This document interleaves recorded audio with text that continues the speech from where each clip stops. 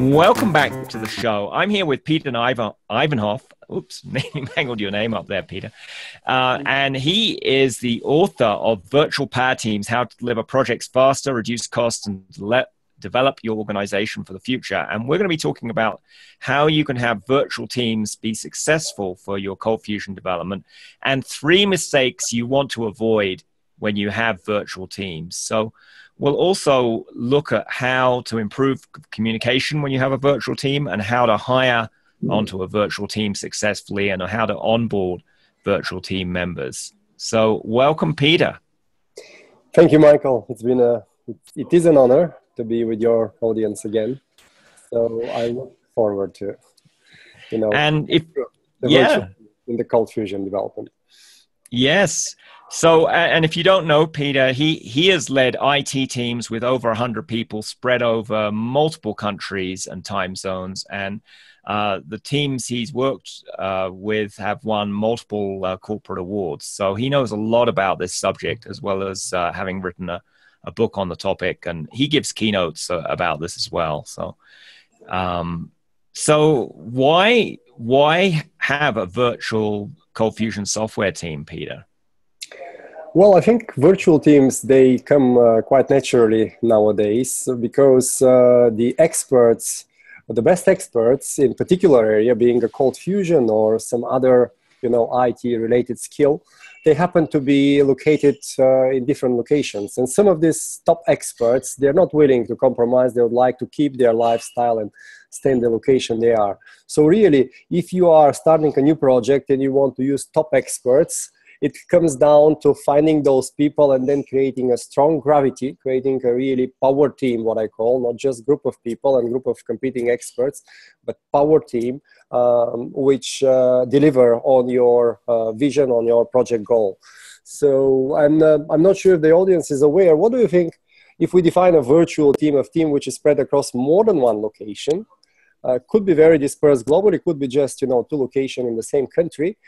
How many do you think in percentage are those teams globally nowadays? Oh, half easily, maybe more. At least 50%, you say, yeah. Forrester Research says 3 years ago, 81%. And wow. 60% of them are in different time zones, so they are really very dispersed teams. And I guess they probably have to put a few more percentages in the last couple of years. So people tend to work virtually, and the question is really how to make those teams really deliver. That is really important because I know a lot of people have had bad experiences with virtual teams and offshoring. So we'll talk about those in a moment. But offshoring is another reason. I mean, there's often a cost factor involved here. That maybe you can put the team together less expensively because some of the members are in less expensive countries. Yes. So one way, I mean, if you manage to do a virtual power team, one of the benefits, I mean, 3 groups benefit from virtual power teams. First, we've mentioned are the experts, the programmers who could stay where they are and still have exciting projects, exciting international projects to work on. Then you have the manager who have access to the best expertise in the world. And if you take the labor arbitrage and you go east, southeast, you may find top experts on a lower rates and reduced cost. And the third group is the organization or the enterprise, which could scale up and down their operations or projects in much more flexible way and having access to expertise. And as we will discover, one way to reduce cost is using the location where the labor cost is lower, but top experts, they know their price and the global markets sometimes already kind of equalized. The other is just by quicker delivery, and this is my claim. I mean, having a virtual power teams, you could deliver projects faster. And for example, I can give you one example. I was leading a project which was about, in this case, not development, but establishing a global shared services. So it was a big, hardcore outsourcing project, moving the local support of IT system from 20 countries in Europe to a global shared services based in Malaysia. And it was a 2 years project, quite complex, because you have reorganization in Europe, you have workers' councils to consider, Germany, France, and so on. And somewhere down the road, initially I was struggling. That was, by the way, by far my biggest project. That was back in 2006. And I was struggling. I was trying to be the smartest person in the room, trying to give direction. And room was virtual room, you know, in an online conference.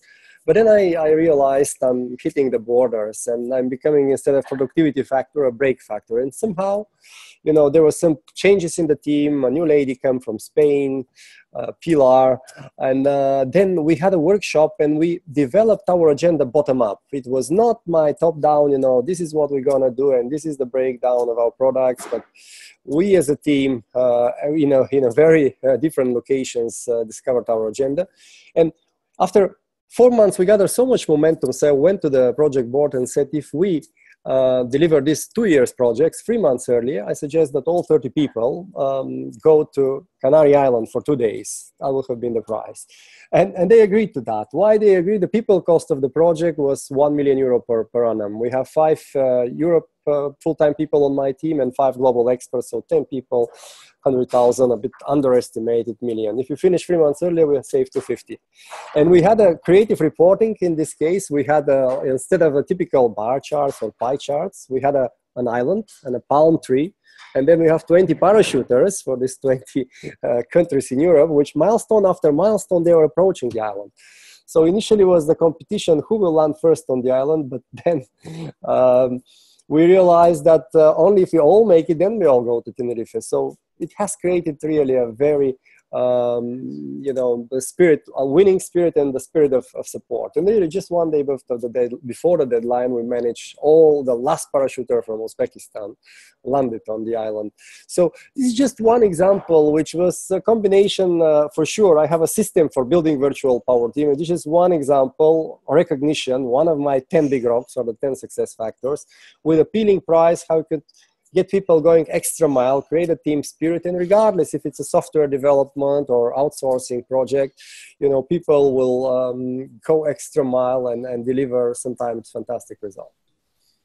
Yeah, and that's what we want our teams to do, to get the project done successfully and on time, but also have fun doing it, and we all, you know, learn and grow by doing it. So yes, I think that would be for me, the ideal software project team. Absolutely. So and it should not be it should not be an exotic trip. Some, you know, projects cannot afford that, but it is something that the team finds appealing. I work with NGOs often, and you know, they have zero budget, but they, through sponsors, some of them even had virtual pizza with a, you know, particular drink. What's virtual pizza?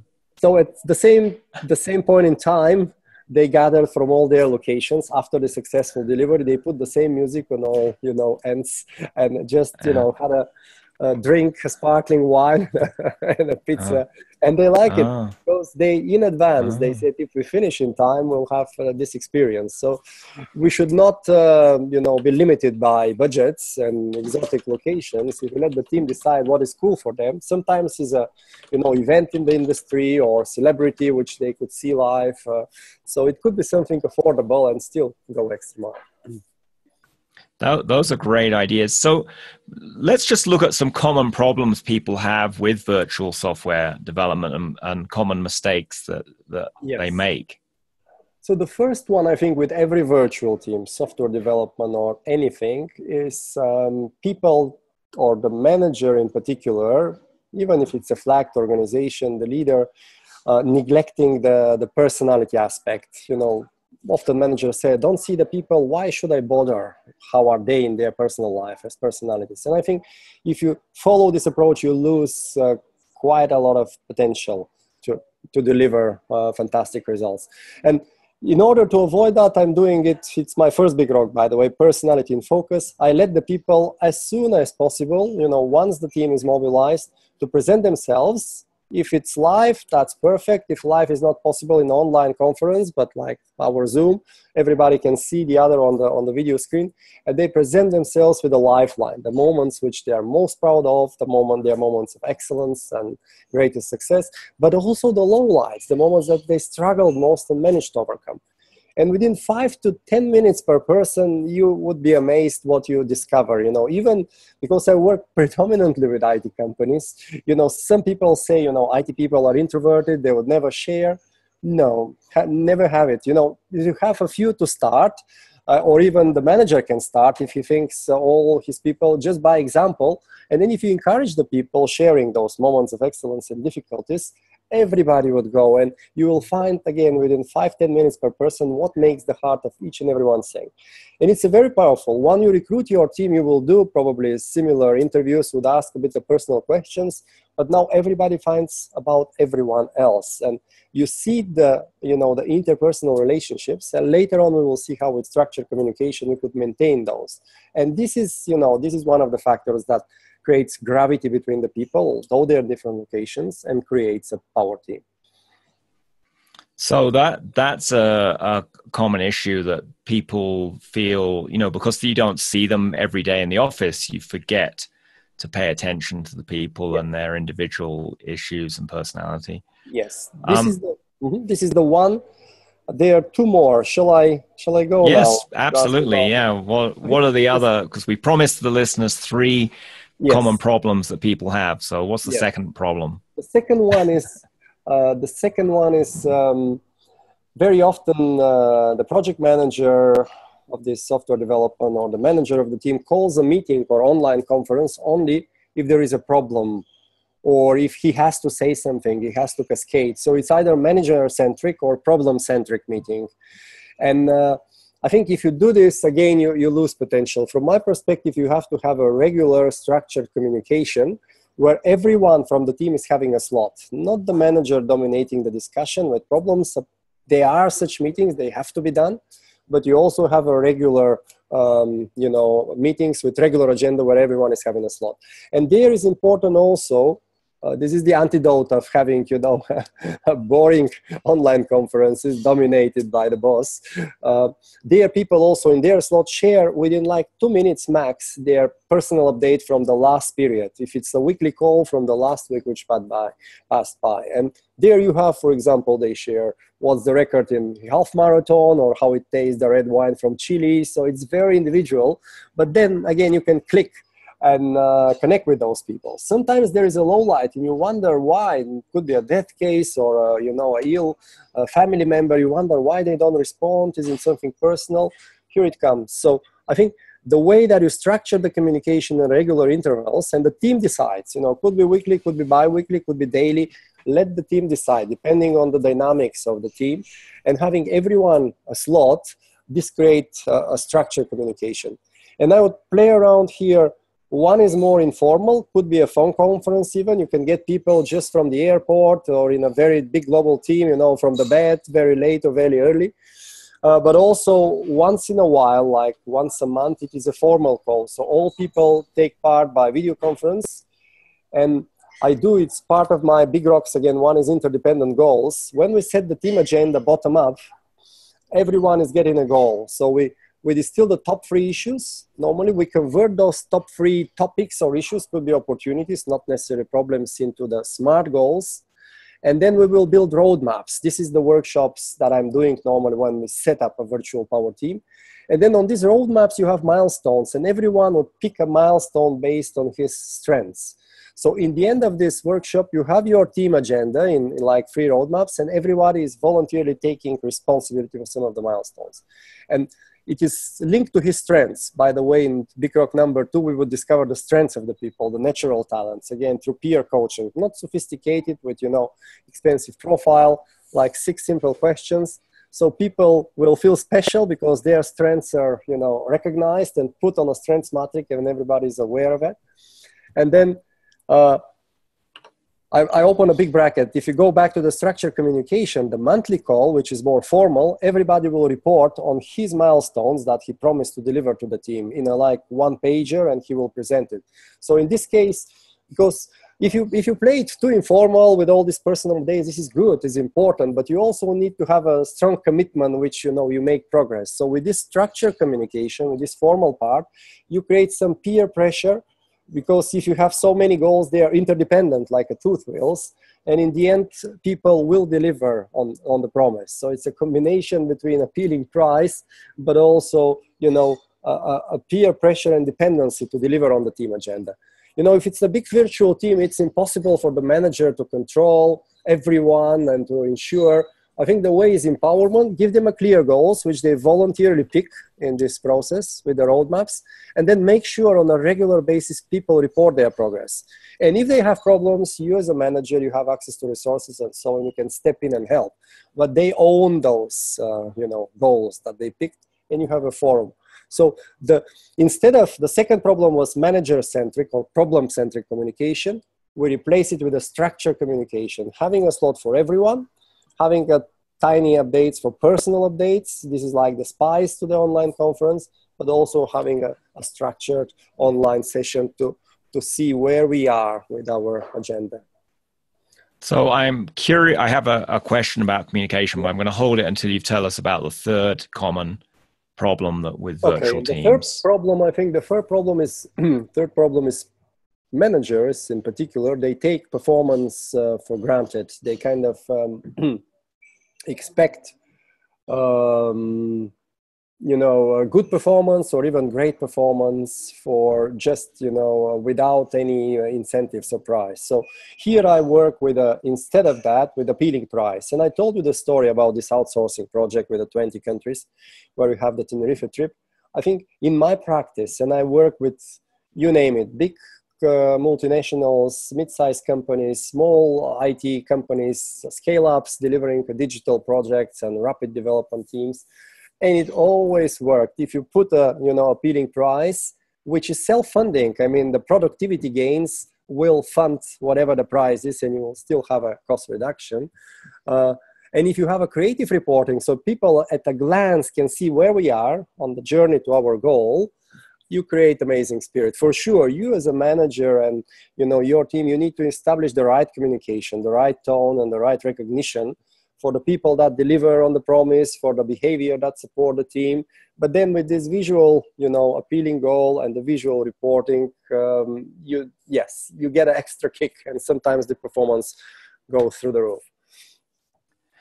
So yeah, I think that is a great point that, people need recognition. And, when we're in an office, you might just get a word in the corridor or the coffee machine or whatever. But when it's virtual, you've got to go out of your way to recognize what people are doing. Exactly. It's even more scarce in virtual teams. People tend to neglect the recognition.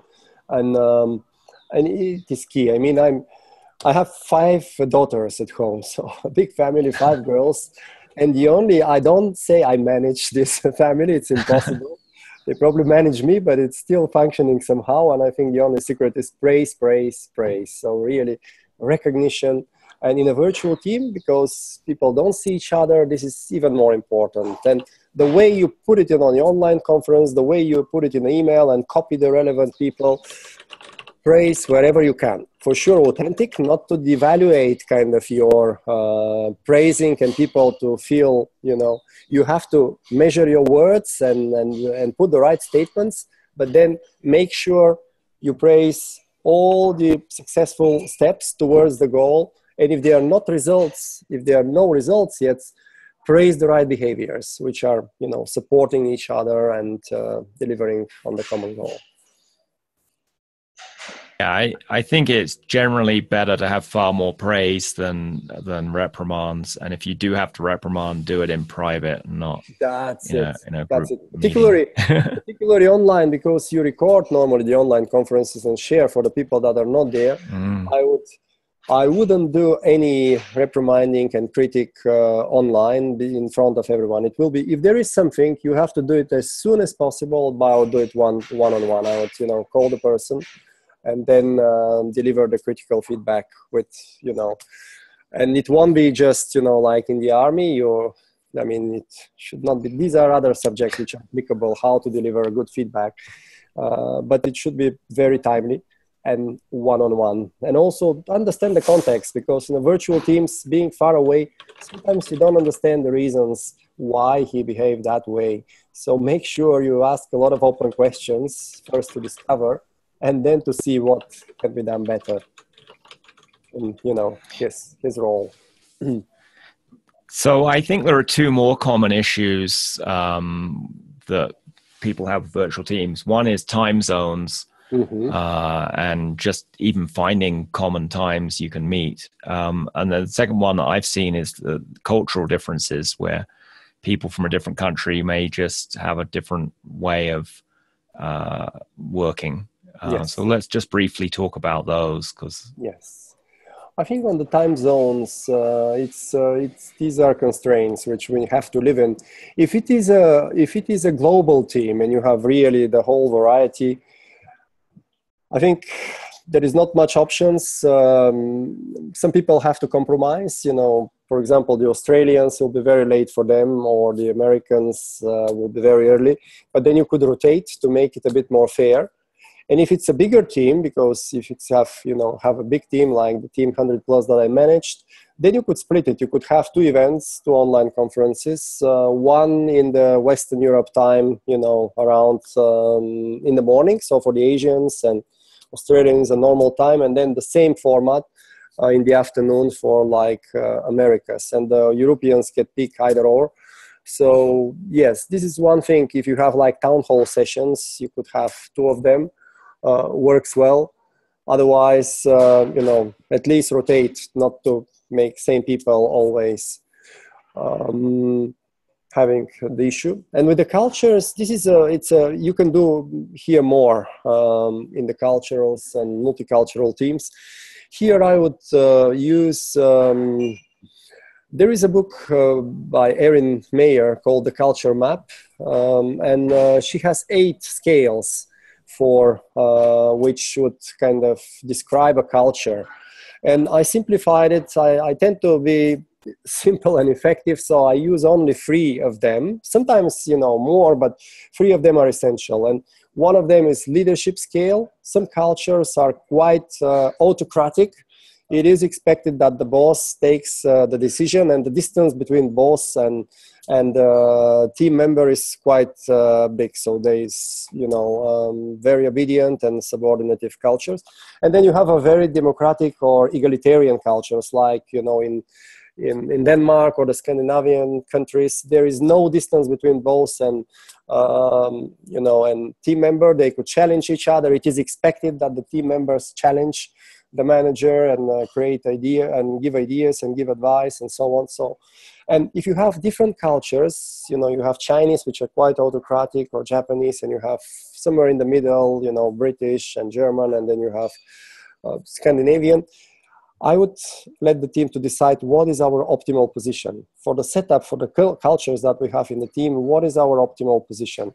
And they would analyze, and they would come up sometimes. They would understand the differences, and the Chinese would appreciate if they are more engaged in the shaping phase, normally in the design phase, and they would be asked for feedback, and it is expected that they contribute to shaping it. And also the more egalitarians, they would also see the value of having a bit more, once it is done, then this is it, go for it and do it. So I've seen this in there was a team of 10 people. It was an e-commerce project, putting a big volume. It was 1 billion euro, which independent Chinese traders purchased from this company, and they wanted to have a deal with Alibaba and channel all this traffic directly. So there was 10 team of 10 from 10 different cultures, and we did this with the leadership scale. In fact, they had 2 positions. Initially, it was more engaging, more egalitarian. So to get the Chinese once they designed the whole solution. And then when the project mandate is done, it's clear it was more autocratic. So this is it, no discussion, go for it. And then there are 2 more scales. One is about, how do you go into conflict, if it's more confrontational or, and this is again your position on the scale. And the other is decision making, if it's a top down or it's bottom up or more democratic way. Because you have Germany, for example, it is hierarchical, but in terms of decision making, they would consult everybody. It takes ages until they reach a decision, consulting many people. But once the decision is made, the execution is very quick. There is no change.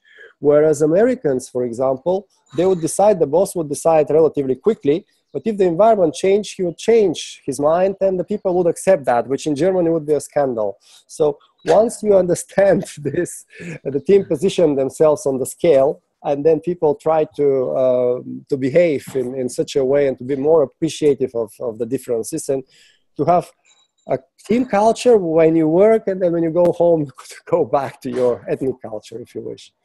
So these are things which are not rocket science, but this clarity and transparency, and that the team choose themselves where to position the team. It's not coming from the boss. It creates power, it creates gravity, and yes, this is our team, our rules, and we will deliver.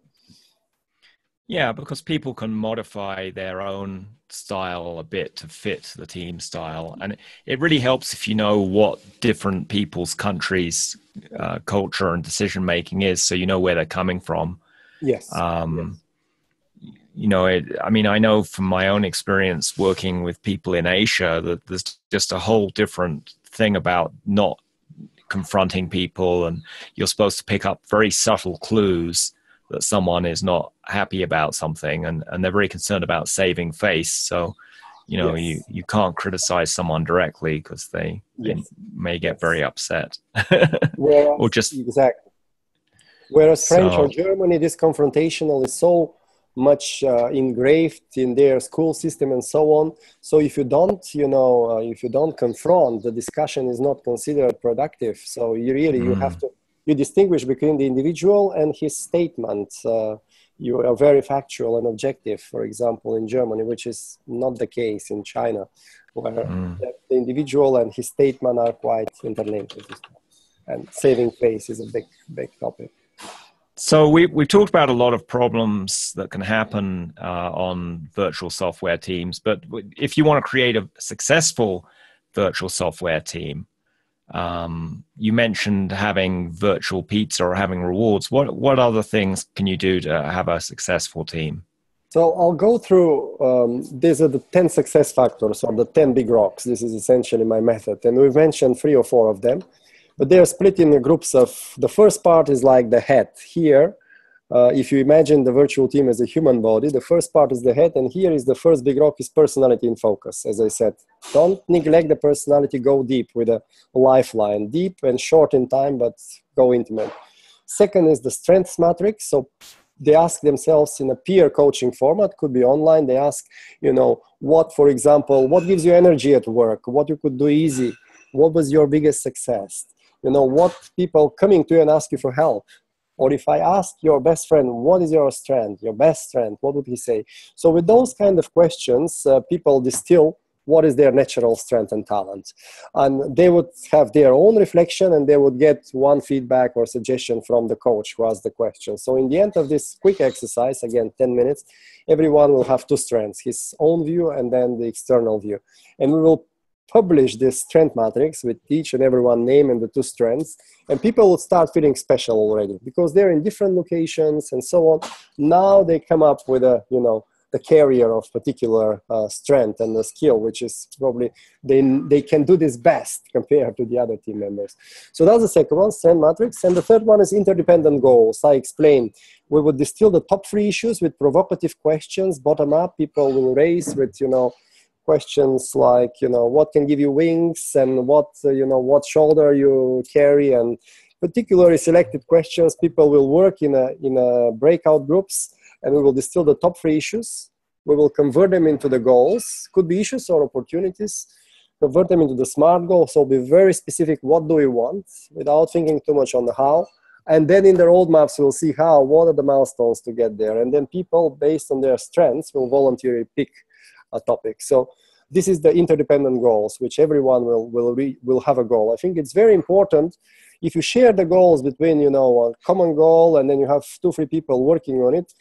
From my experience, it tends to dissolve a little bit in performance, and the lower performance can hide behind a virtual corner and, you know, not pick the phone and so on. That's why I'm very explicit. Everybody has his own goal, which is coming from our roadmap, our team agenda.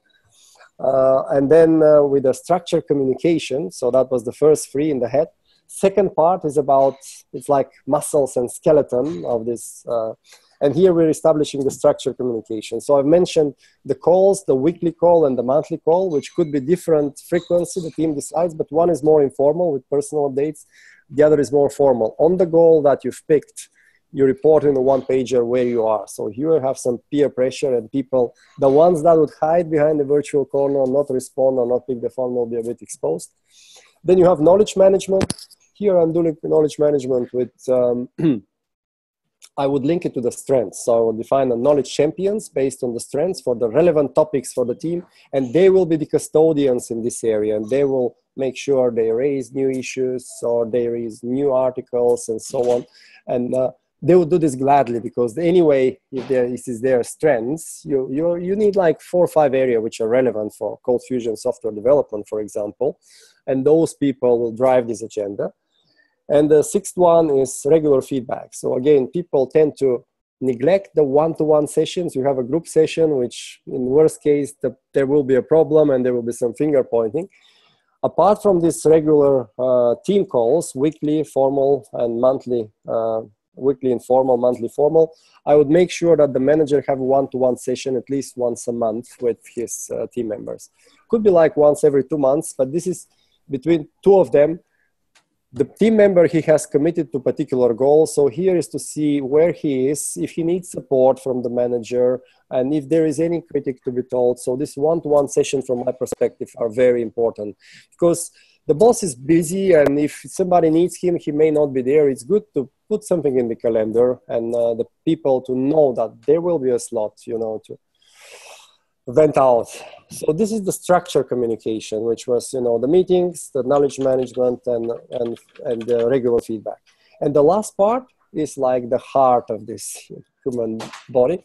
Here are the last 4 big rocks, namely recognition, as I said, and there are different ways to recognize, being online, on live, and behavior and outcomes and so on.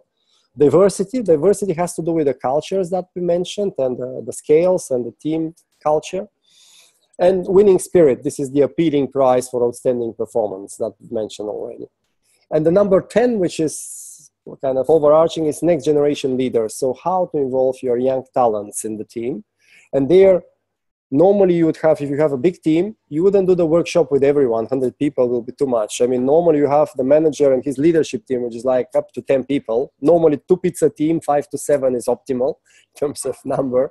If you order pizza, they will be fed by 2 pizzas.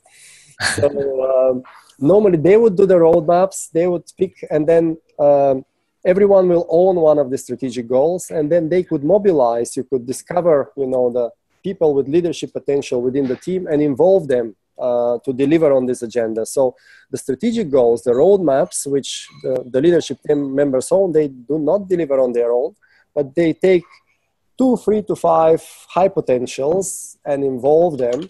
And this is the way to also to develop your talent and to deliver your agenda. And on the monthly calls, when they report the progress, it's not necessarily they have to report. Normally they would invite the younger people, which like this exposure, and you create a culture of high performance. So let's turn now to the communication, which was the issue I wanted to talk about earlier, because a lot of people have, you know, issues about how do we, you know, what tools do we use to communicate? Are we using email or some project management tool like Basecamp or Trello, or are we using Slack? And what are the advantages and issues of these different ways of communicating? I think you need, you shouldn't use too many, because the tools that you mentioned, they have some overlap. You should be very clear, for this purpose they use this. And for example, you cannot work without email. Email is needed. But for the email, there is a criticality aspect. So normally the critical communication should not be sent by email. But nevertheless, email is more for updates, if you wish. But there, I develop a team charter where the team decides themselves what is the response time for email, for example. Is it like 2 days or 3 days or whatever they decide? But it's good to be clear. If I send you an email and I expect something from you, when do I get it? And sometimes you cannot deliver in these 2 days, for example, but you make sure you respond. Normally it's like 24 hours. You respond and say, okay, I'll come back to you by a particular date. So I think email cannot be discarded, but should be transparent and with the rule of response time. Normally for the urgent communication, you need one system and the team decides if it's a WhatsApp message or whatever chat they're using, but you pick one, normally an online chat system. And on this one, they agree what is the response time. And normally it's like a couple of hours, 2-3 hours, the team decides. And even if you have a big time zones and they sleep, in the morning, first thing in the morning, last things in the evening, they commit to check this particular channel. If there is anything, to give a statement, I'll come back to you on this, or I'll call you back, and so on. So this channel for urgent communication is very important, to be clear and to be only one for the team. So they know I would check this channel throughout the day. And then Slack is gaining on popularity, particularly if you have multiple projects, multiple organizations. So if you have a complex environment, you have multiple clients and multiple projects, Slack has a very good functionality there and is gaining popularity. And then I say you need something which is more for dynamic communication. And Trello is very dynamic, or could be even, when I say dynamic, I mean, new articles like in the knowledge management. It is good that the people share in the team. It's not just, the subject matter expertise, but they also share knowledge and experiences. And even if it's a closed Facebook group and you have the functionality of sharing and people could give you immediate feedback by liking or commenting, those things are important to have this, spirit of, yes, we share, we get immediate feedback and so on. So you need this dynamic system. Could be closed Facebook group, and you need something more static. And here you have various options like Bootcamp, like there are many systems, even SAP Team Room. Now I'm hearing very good feedback from Microsoft Office 365 and Teams, they call it. It's like Slack with a very good functionality for teamwork. So you need something where you could have a baseline plan, which is like auditable version, people cannot update. Then you have the dynamic version, the current version, and so on. So version control, traceability become important, and also easy to use and share. But I've mentioned many things. To summarize, you need a channel for urgent communication with response time, and people will hold each other as peer accountability to comply with this rule. You need for the email another response time rule. Then you need something Slack or closed Facebook group, very dynamic. Slack is for more complex multi-project, multi-organization. And then you need the project itself where you could, delegate and see the performance reports. And also auditable and traceable. And then one other thing I think is important in any of these text-based things, and all the ones we mentioned so far are basically text-based. I guess with some of them you could be throwing images in as well. But if there's something that you're upset about in the project, or it's a complicated issue, then that's when you need to either use Zoom or a phone call. Trying to deal with those in a text-based email or Slack message is a recipe for getting people up even more upset or having miscommunication. Sure. That's a very good point. So you need these forums that I mentioned. You need the weekly call, monthly call, which are video conference. They're interactive forums, so you could discuss. If you keep it like all these emails and stuff, it is interactive, but it's a bit offset, and it is a bit like, offline. You need interactive forums where you could debate, and therefore you need Zooms and the video conferencing tools. But also, a picture is 1,000 words, so snapshots and so on with a graphic, very important. It can save a lot of explanation. And also recording voice messages and recording videos is becoming more and more popular. So the tool support, you could show what you do and share it with the team. So I think technology is advancing in this stage, and you could have not just text, but image and video very nicely. Yeah, and I'm sure peeking into the future, we'll have virtual reality team meetings where you can imagine you're actually... Yes, I mean, they have this, at the moment it's more exotic. I mean, you could have your online conference and you could put, for example, Necker Island from Richard Branson as a background. So people, you'll see the faces, but not the background of his room, but like everyone on the whatever, Necker Island or somewhere nice. I think those things currently are a bit more exotic, but they will become easy to use and pragmatic, just to give an extra notch and extra kick in terms of performance and motivation. So let's look at hiring onto a virtual team, because I think getting a good team member for a virtual team is different from hiring someone into an office. They need different characteristics. Tell us about that. And I think there are two aspects. One is, as usual, you need to have a balanced team. And there is one model for Meredith Belbin where you have the 9 roles in a team. And you have normally one which is like with a stick, which is the motivator, the one that would ensure progress is made, you know. There is one which is like coordinator, so he's more subtle, but he makes sure, you know, the talents and skills, and he would facilitate. And then you have very pragmatic people which should just deliver. You have team people. So these are 9 roles. Some are more intellectual, like thinking and conceptual. Some are more action-oriented, like the one with a stick or the one that does. And some are more emotional team people, like the team member who, you know, makes sure the environment is right, or the one which is monitoring, always speaking less, but you have to provoke. So I wouldn't go now into details of the 9 roles, but you should be conscious of that. If you have too many like people that wants to control and drive, you have a problem. If you don't have also the one to deliver. So it has to be balanced. And this applies for all teams, virtual and local. For virtual, one important thing, which is very specific, people should be able to self-motivate themselves, to work on their own. And it's not given.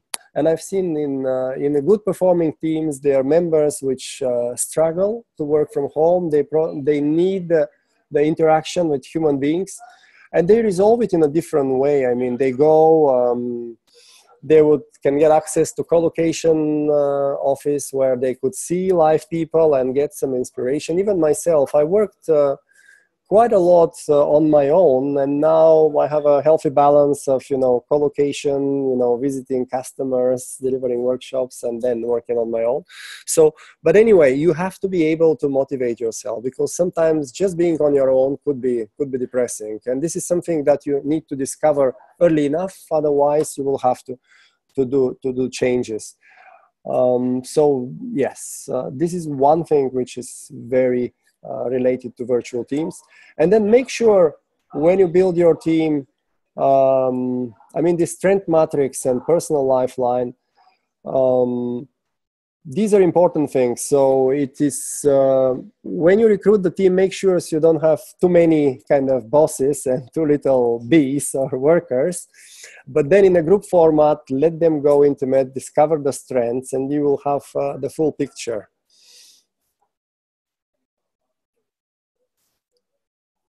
So those are good tips there for creating a virtual team. What about onboarding new team members successfully? Yes, it's good. I mean, onboarding is key, and people try to neglect it as recognition, and it is key. And normally, when we discover the strengths in the strength matrix, you have 3 main types of people, which again, you need to have a bit of a balance, like with the Belbin 9 with the 3. First are the people which have a broad overview, which understand the big picture. So those called generalists, I would give them an extra task to take care of particular geography of customers, if we have a customer-facing function, or to some departments or suppliers, which, you know, we work quite actively on this project. So they would have this general management, if you wish, extra responsibility, and they will feel special and motivated. Then you have the other group of people are the experts, which have a deep knowledge in particular area. I would call them knowledge champions. So there, every time if there is a product in this particular area, before it goes to the customer, I would ask them to give feedback so they again feel special and improve quality. And the third, which comes to your question on boarding, are the team people, which have a very good feeling of people emotions and team atmosphere. So those team people, I would give exactly, for example, additional tasks to do onboarding of new team members. And they would do that gladly. For them, this is not work because they like to make people feeling well. And they would, you know, tell who can do what for you. And if you have a problem, they will be like a buddy, you know, come to me. So you need to discover those talents, and you need some of those in your team when recruiting, and make sure they perform this task. They will do this gladly, and then you will have new people coming on board much more quickly, and it will be like a flying start. That is great. So if people want to find you online, what are the best ways to do that, Peter? If they search Peter Ivanov, which is I-V-A-N-O-V, I would appear first place in Google. So on my webpage, there is blog. I have a YouTube channel with regular tips. And probably the best way is, again, if you search Peter Ivanov, I've written a book, this, as you mentioned, Virtual Power Teams, how to deliver projects faster, reduce cost, and develop your organization for the future. So in this book, there are many case studies, and all that I said is put into context with a lot of tips. And the book itself, actually, it's a story. So you have a story about a German entrepreneur who sees his chance for international breakthrough. There is an earthquake in the outskirts of Himalaya, and he wants to build resilient houses which will survive the next earthquake. And he managed successfully some projects in Germany. He starts now with his global team, and initially he struggles big time with his, you know, a bit of a control tendency. And but over the course of the book, he managed to, you know, to become a really empowering leader, and it is a success story. So there is a story which unfolds in the book, which probably explains its success. It was Amazon top 3 in international management. In each chapter, you have the story, and then you have analysis and my method with case studies, tips, and management insights. Well, great. So we'll put the link to that book and to your website in the show notes for this episode so people can find them, along with the other things that we mentioned, that Meredith Belbin 9 roles and the culture map. And I'll also link in, we recorded an interview on another podcast I do about using your intuition in virtual teams. So I'll link that episode in as well in case anyone is interested in that topic. So excellent. Thank you so much for coming on the show today, Peter. It was a pleasure, Michael, and good luck to your audience with their projects. And Virtual Power Team is not a rocket science. It's based on the human nature, so go for it and deliver a fantastic result.